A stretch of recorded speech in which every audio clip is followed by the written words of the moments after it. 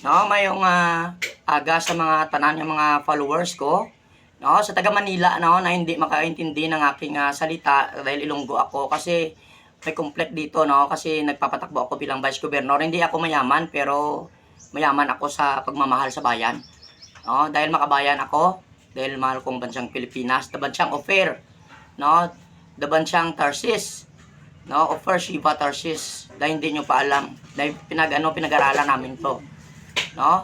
The bansang lamang or lamang ahead or the only one according to the book of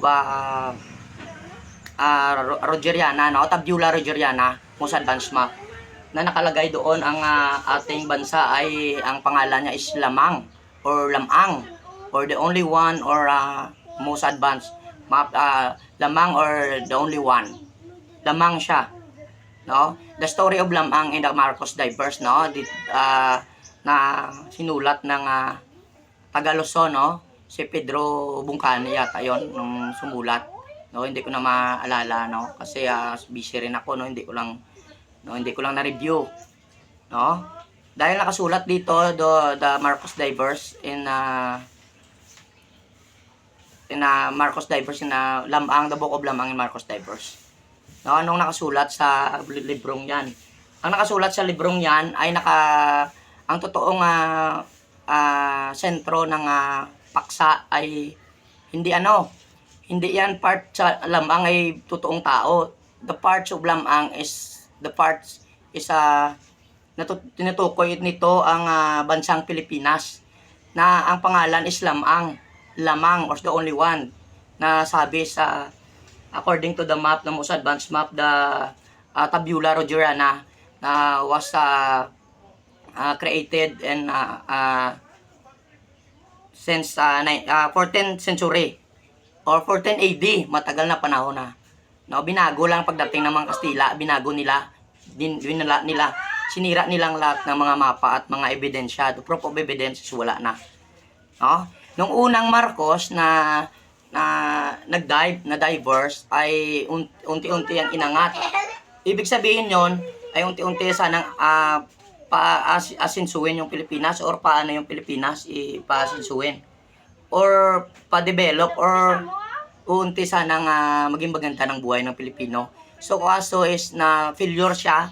Then yung buto ni Lamang ay pilit niya sanang inangat. So hindi niya inangat dahil na-failure siya. Nung pangalawang Marcos na nag-dive is unti-unti niya inangat yung ni Lamang, yung buto ni Lamang. Hanggat sa inangat niya.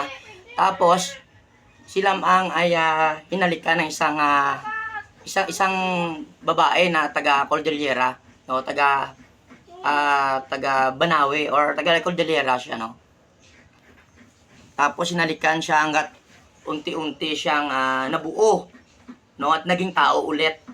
Ibig sabihin, unti-unti si Bongbong Marcos ang uli. The prophecy ay unti-unti niyang pinagbabago, no, ang bansang Pilipinas hanggang sa umasenso, hanggang sa aangat, no, aangat at ang lahat ng bansa ay yayaob sa bansang Pilipinas balang araw. Dahil under the prophecy na pinag-aralan namin, hindi lang basta-basta yung pinag-aralan, marami kami, hindi lang ako.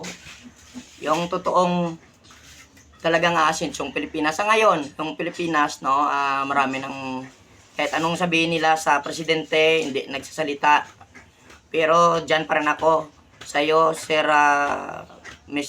Bongbong Marcos, o sa minamahal with my beloved President. Handa akong magsuporta sa iyo sa iyong kandidatura, sa iyong plano. Talagang hanganganga ako at may tiwala ako na mapababago mo balang araw ang bansang Pilipinas. Dahil hindi ka lang nagsasalita, pero may ginagawa. Oh? Abangan nyo pa ulit yung mga storya. Marami pa akong storyang papaano sa inyo. I-share sa inyo next time, no? Na hindi nyo pa nalalaman. The Far East, no? The Far East, the malayong silangan na nagmula, kung saan nagmula ang lahi ng Pilipino.